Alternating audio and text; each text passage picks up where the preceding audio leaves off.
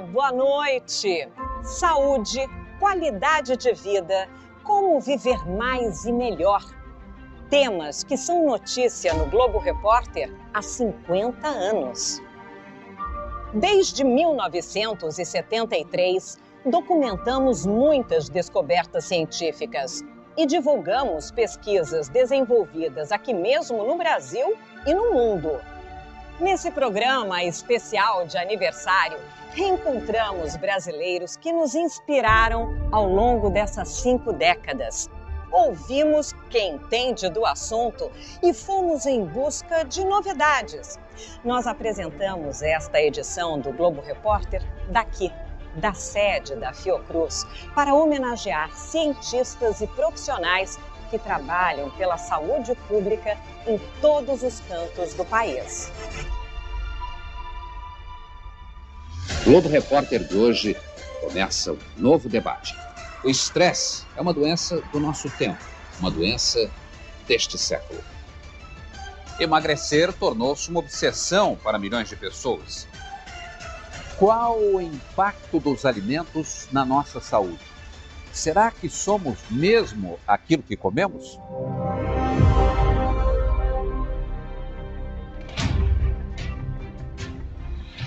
O Globo Repórter faz parte da história de milhões de brasileiros. Sempre foi um canal aberto direto entre cada um de nós e os avanços da ciência e da medicina. Juntos passamos por muitas transformações. Quem tenta acompanhar a evolução do mundo no espaço de um mês se sente atônito diante de tantas questões colocadas ao mesmo tempo. O que antes acontecia em um século, hoje acontece em uma década, um ano, um mês, um dia. Não há respostas prontas para essa questão. Só há uma esperança, a de que todas as informações estejam sempre ao alcance de todos para que cada um possa ver, confrontar e decidir com responsabilidade. Quando o Globo Repórter estreou, as novidades da medicina vinham de longe, das pesquisas feitas em outros países. Cenas que pareciam um filme de ficção científica.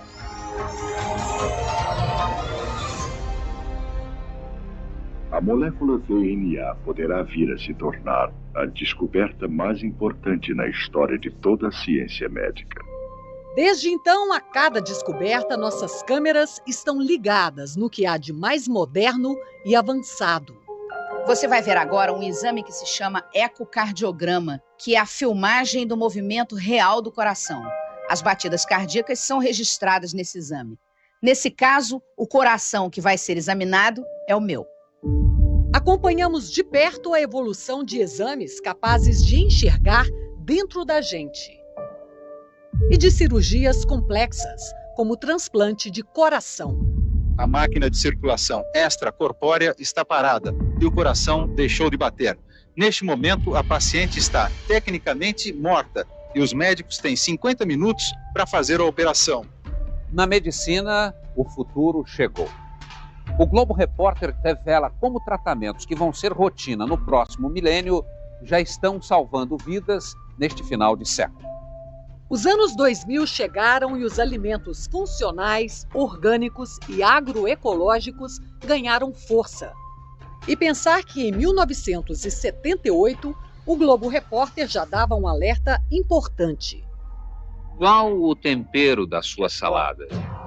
Azeite, vinagre, sal, limão, pimenta do reino? Só isso? Será? De lá para cá, muita coisa mudou. Com o aval de especialistas, provamos e aprovamos um cardápio variado. Suco verde, linhaça, comida viva, temperos e combinações diferentes. E aquela comidinha caseira, nosso poderoso arroz com feijão, ganhou o reconhecimento tão merecido no prato feito de cada dia. Mesmo assim, a obesidade virou epidemia. No Brasil, mais da metade dos adultos tem excesso de peso. Tenho 20 anos e era muito gordo. Perdi 40 quilos em 8 meses somente parando de jantar e muita água e academia. sem tomar nenhum remédio. Hoje tenho um porte atlético e me sinto muito feliz com o meu corpo. Queria mostrar a minha história em uma das reportagens do Globo Repórter. Tem uma foto antes e depois. Obrigado.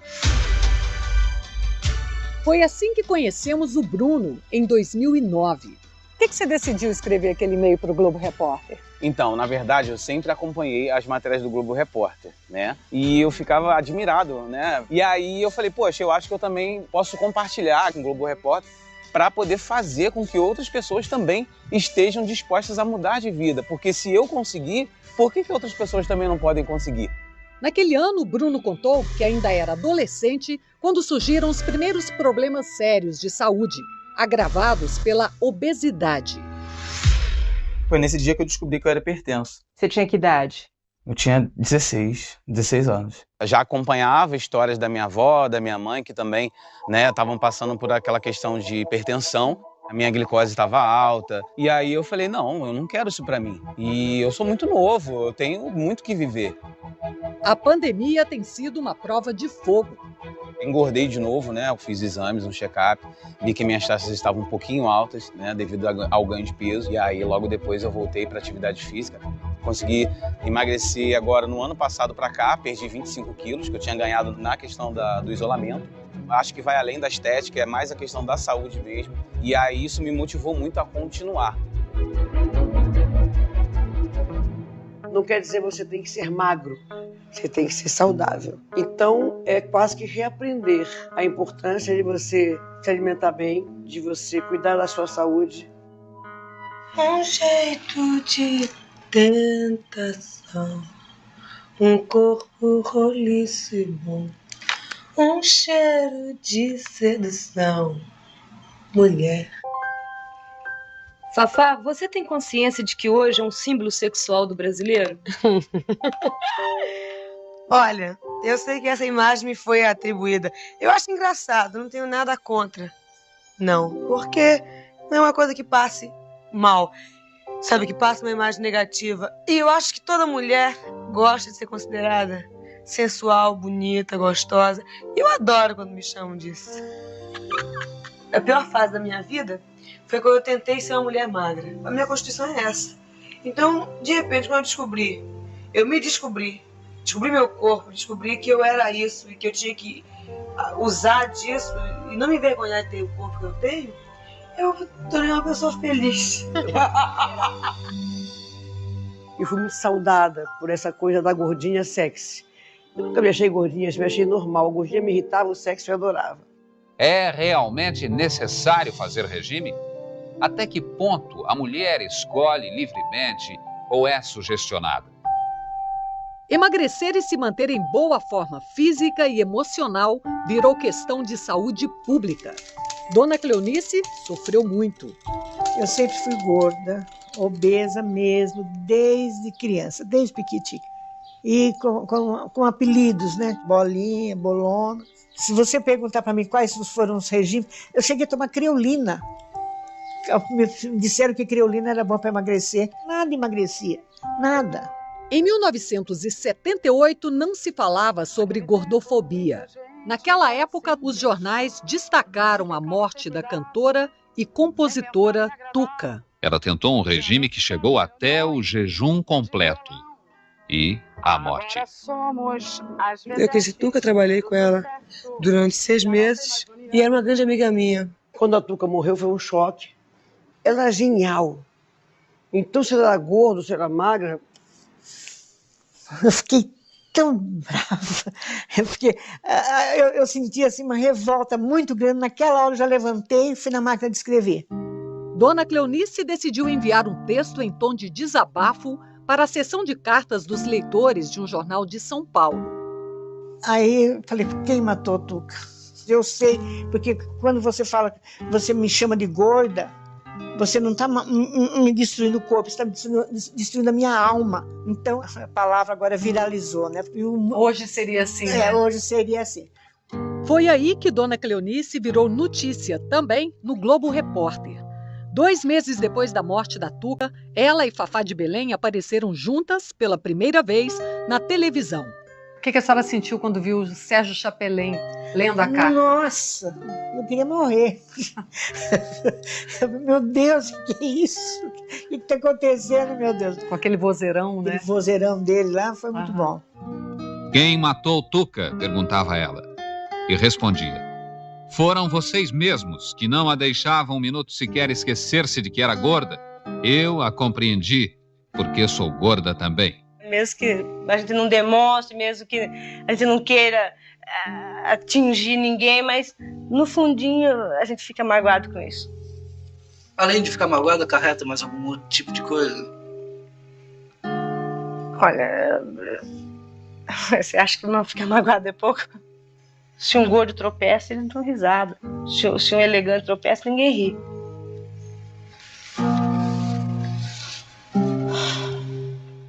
O que mata é a falta de proteção de amigos e de família.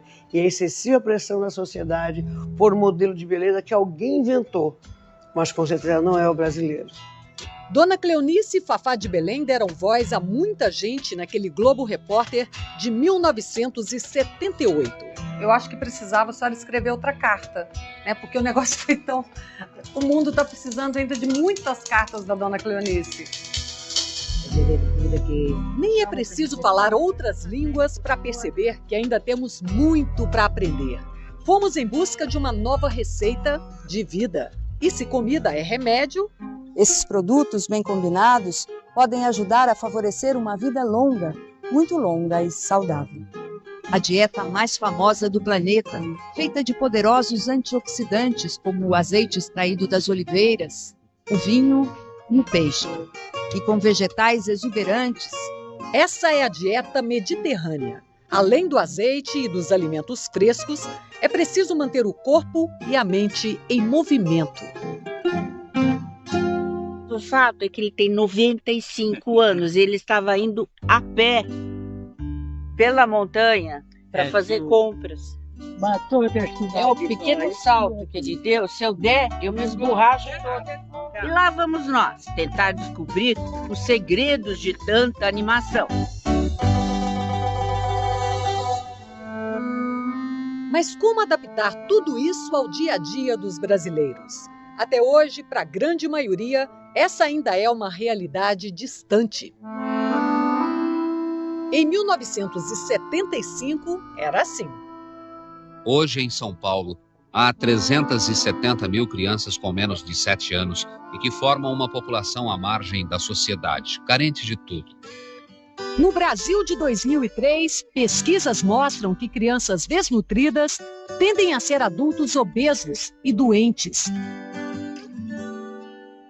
Estamos no CREM, Centro de Recuperação e Educação Nutricional, apoiado pela Universidade Federal de São Paulo. Quem é que gosta daqui? Camila tá comendo o quê?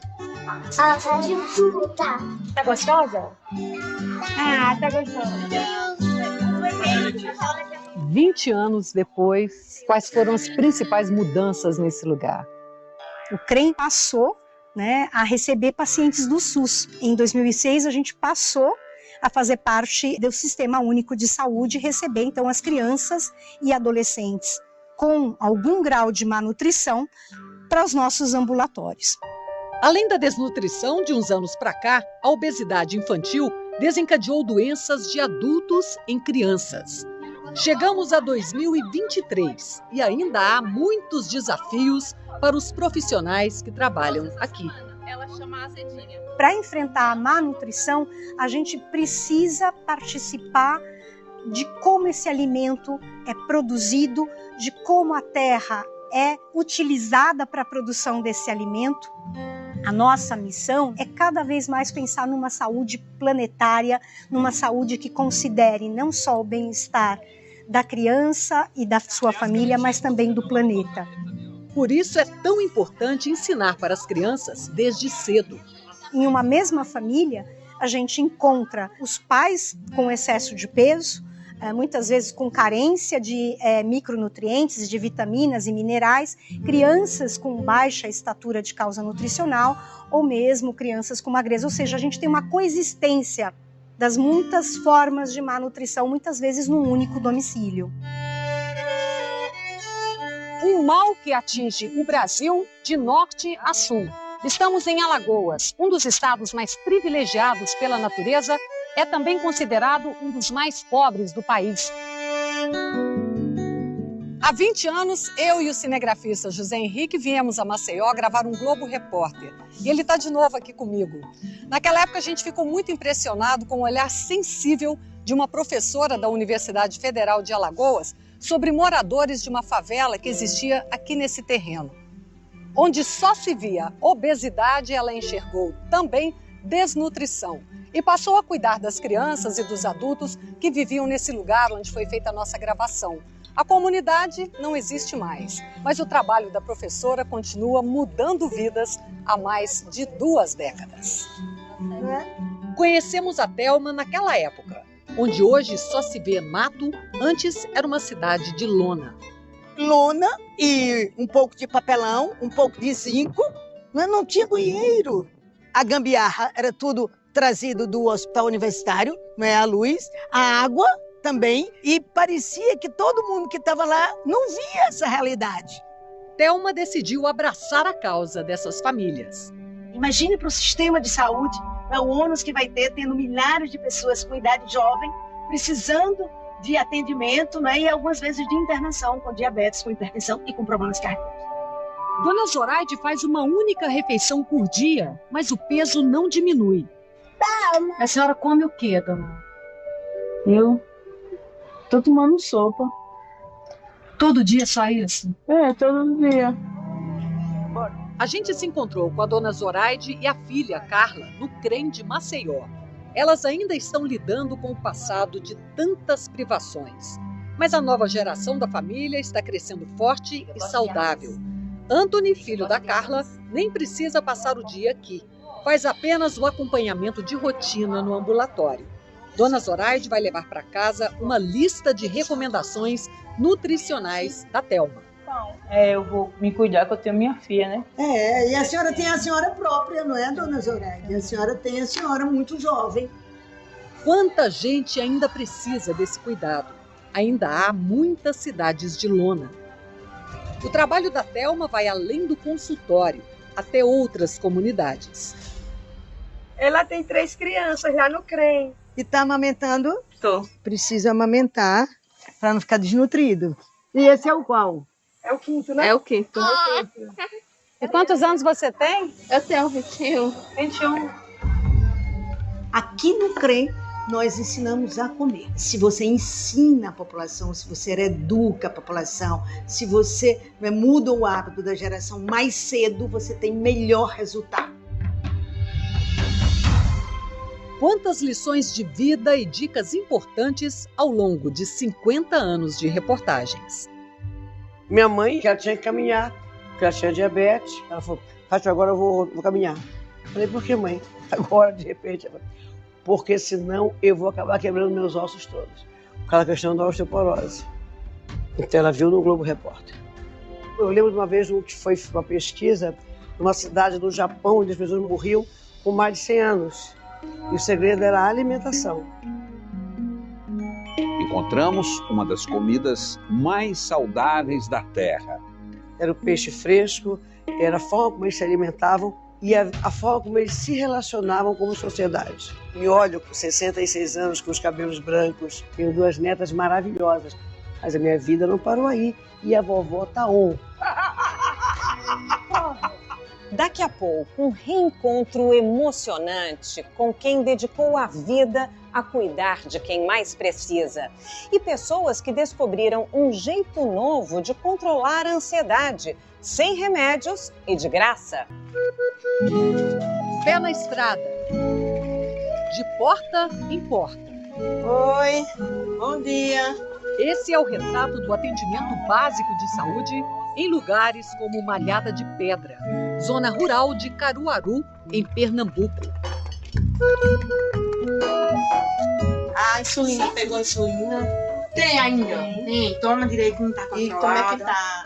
Pelo Brasil afora, o trabalho de pessoas como a Roseli faz toda a diferença no dia a dia de muitas famílias. Roseli caminha por essas ruas faz tempo. Em 1978, o Globo Repórter esteve aqui. A reportagem era sobre a crise da medicina no Brasil. Greve nos hospitais do Rio e de São Paulo. Falta de profissionais nos lugares mais distantes dos grandes centros urbanos do país. Para onde devemos ir? Para a medicina preventiva? Ou precisamos de mais hospitais e mais remédios? O médico que eles chamam médico de pé no chão. Nesse mesmo programa falamos sobre um projeto desenvolvido na China que ficou conhecido como Médicos Descalços. Em 1982, o Globo Repórter viajou até lá para conhecer de perto. A concentração de recursos médicos e sanitários no interior vai desde a distribuição de remédios até a própria formação do pessoal especializado. Estes jovens são chamados de médicos descalços. A distribuição de informações e de vacinas através de médicos descalços reduziu substancialmente o nível de doenças crônicas e endêmicas nas áreas rurais chinesas. Pelo menos essa pessoa apanhou a verminose. Foi assim também que muitas vidas foram salvas no agreste de Pernambuco. Esta mulher, caminhando 6 quilômetros para atender um doente, é Dona Maria do Carmo, de Malhada de Pedra, na região de Caruaru, em Pernambuco. Não é doutora, mas participa de um programa semelhante ao dos médicos descalços. Rachou o pé, foi? Eu trabalhei em doméstico, depois em roçado. Carregava feijão, sacos de feijão, milho, entendeu? Eu sou solteira, tenho uma filha, mãe solteira, é claro. Não moro com meus pais, meu pai, minha mãe e minha filha. Trabalho para me manter e dar o sustento dela, estudo tudo. Deus, que lindo. Fiz o curso de enfermagem e fiz também o de PNS, Programa de Nutrição e Saúde. E até hoje continuo trabalho com amor e gosto muito da minha profissão. Ai, que lindo. Que lindo. Na verdade, todas as siglas e nomes importantes que puseram na placa de inauguração do posto se resumem no trabalho de uma pessoa só. Ela faz toda a parte burocrática, atende as gestantes, aplica vacinas, atende os casos mais simples de doenças e faz visitas nos sítios da região. A senhora se alimenta bem? Agora estou, graças a Deus. Está se alimentando, não é? E as crianças, e o menininho, melhorou mais? É, o galeguinho, o Joãozinho. A senhora acha que ele está tossindo muito? É, tossindo. Você nunca tinha visto, né? Não. O coração bateu forte. Oh, gente. Não tem como não chorar, né? Uhum. Minha mãe foi pai e mãe, como ela falou aí, né? Me criou.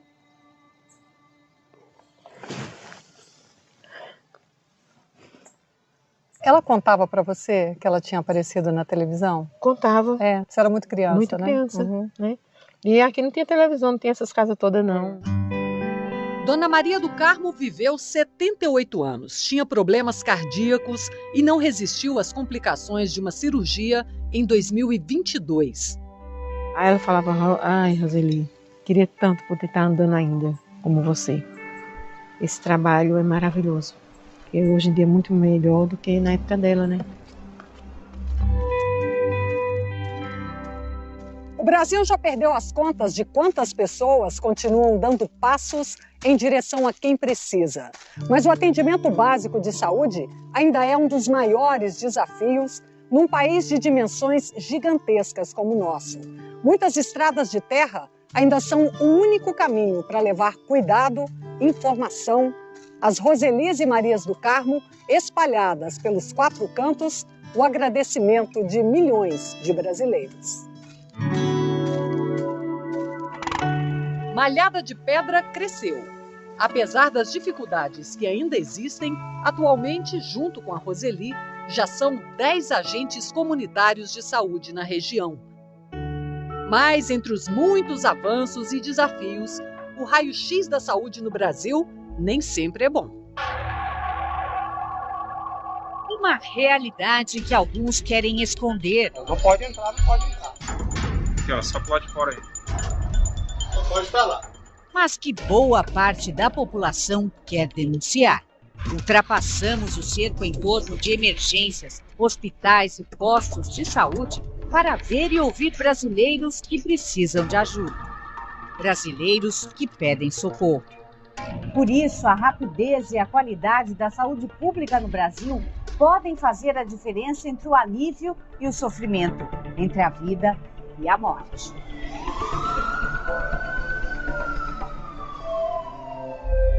Nesses 50 anos, superamos muitos momentos difíceis. A Constituição de 1988 criou o SUS, garantindo a todos os brasileiros o direito à saúde. Mas os primeiros programas do Globo Repórter foram ao ar bem antes disso. Naquela época, documentamos a epidemia de meningite que a ditadura militar tentou esconder da população. Atenção, atenção!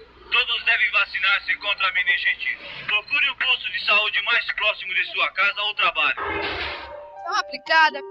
A turma toda está assustando, mas não é motivo para se assustar, não. Foi tremendo. Mas quantas horas você esperou? Quase 3 horas e meia, né? Mas vale a pena para não pegar a meningite. Documentamos as conquistas e o trabalho complexo de pesquisadores brasileiros. Um importante avanço na luta contra a AIDS. Você vai ver como os cientistas da Fundação Oswaldo Cruz conseguiram isolar o vírus da AIDS.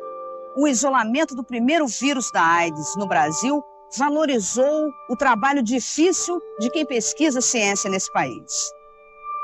Em 1991, fomos até o foco da epidemia de cólera. A bactéria do cólera precisa basicamente de 2 coisas para se fortalecer e contaminar: grande concentração de gente e falta de saneamento básico. Não podemos esquecer também que um gesto como este pode ajudar a prevenir o cólera.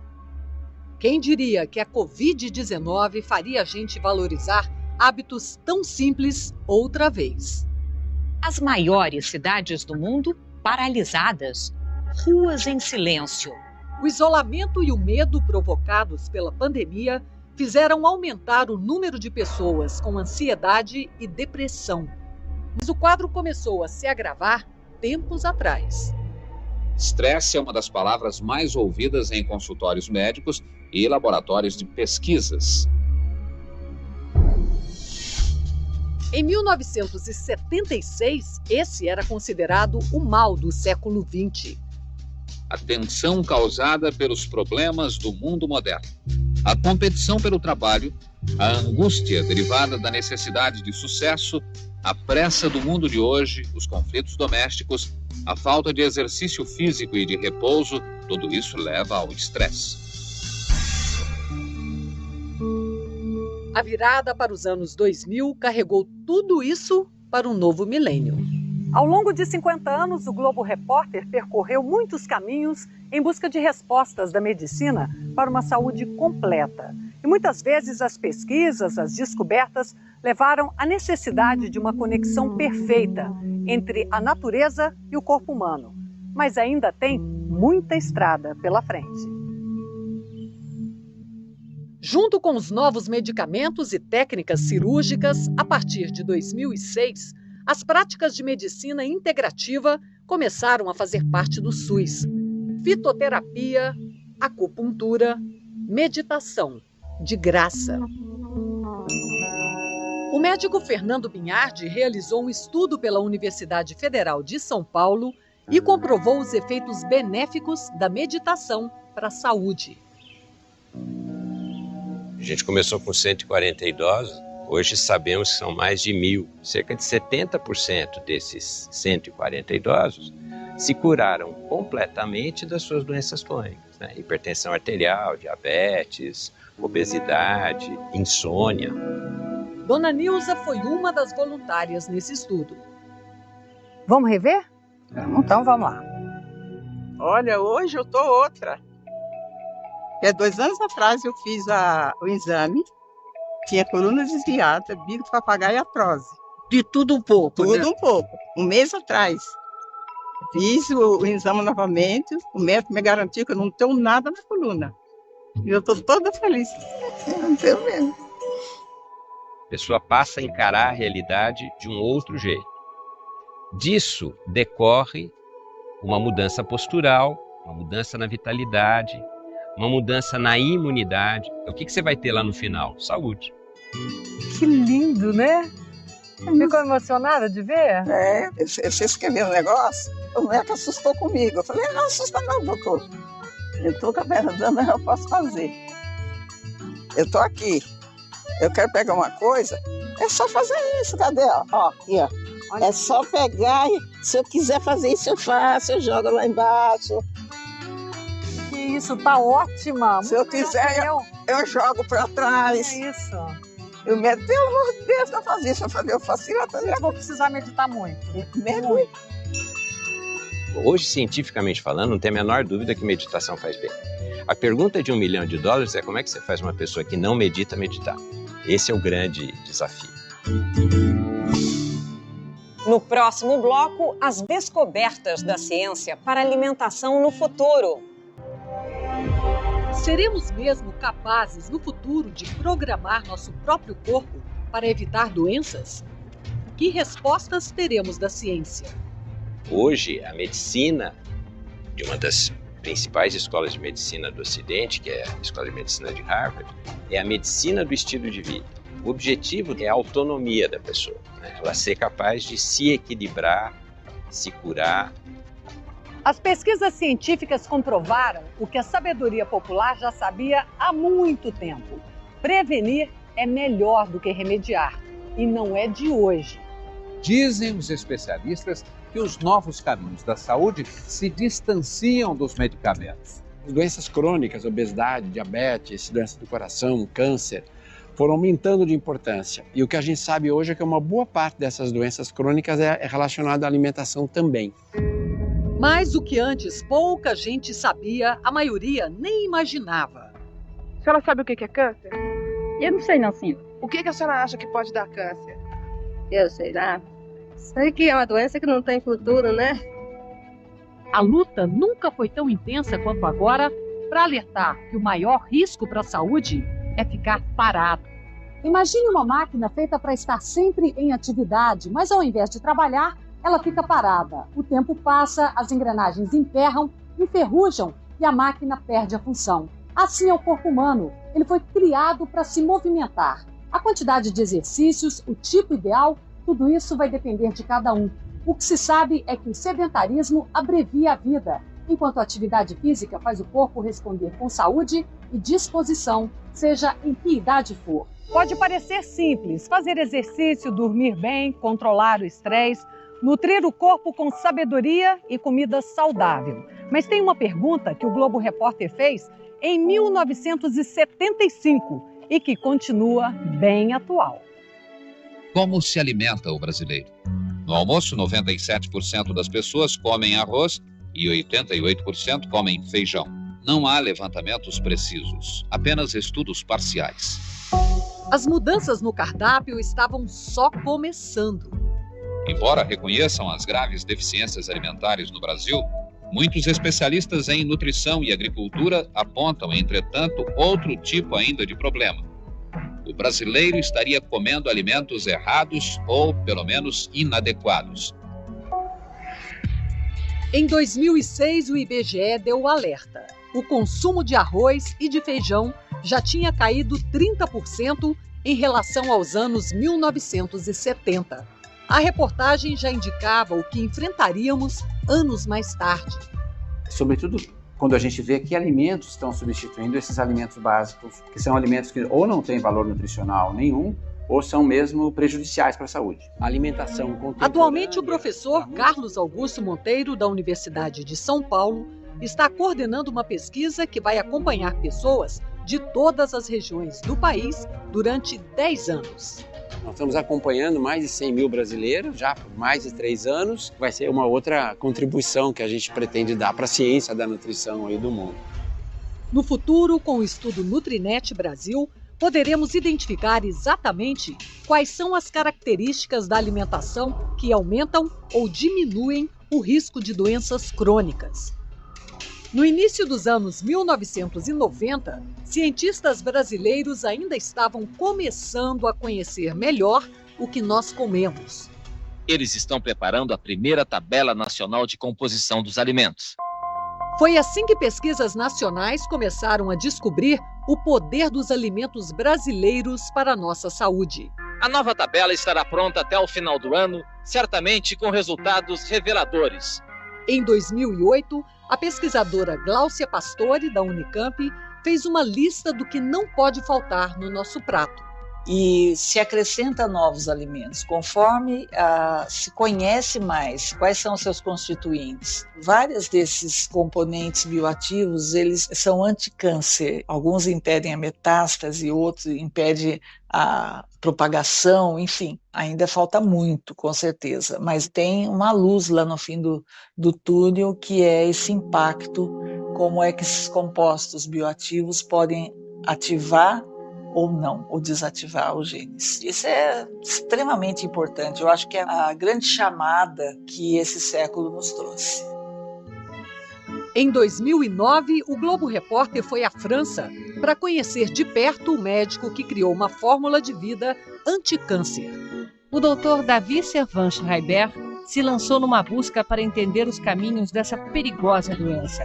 Ele viveu até 2011 dedicado a esse trabalho e deixou um alerta. Ele diz que ninguém deve abandonar os tratamentos médicos. Eles salvam vidas. O que ele recomenda é que cada um fortaleça o seu corpo para estimular a sua capacidade de resistir à doença. Já avançamos muito, mas o que será que o futuro nos reserva? Eu acredito muito na ciência, né? Acho que a ciência tem que contribuir com praticamente todos os problemas que a humanidade vive, né? Em 50 anos de reportagens, muitos programas, várias descobertas. O Globo Repórter que começou, né, na verdade, levantar essas questões, de trazer essas questões a público, de mostrar o desenvolvimento dentro do nosso país e do mundo.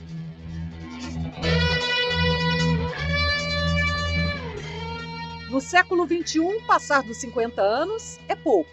Ao completar 5 décadas, o Globo Repórter está se renovando, sem perder de vista a história que contou até aqui. É uma honra estar participando, né, desses 50 anos, porque aprendi tanto. Eu acho que o Globo Repórter faz parte da vida do povo brasileiro. A gente está dentro da nossa casa, viajando pelo mundo, tendo acesso a muito conhecimento, saúde. Por isso, muitos parabéns. Parabéns, Globo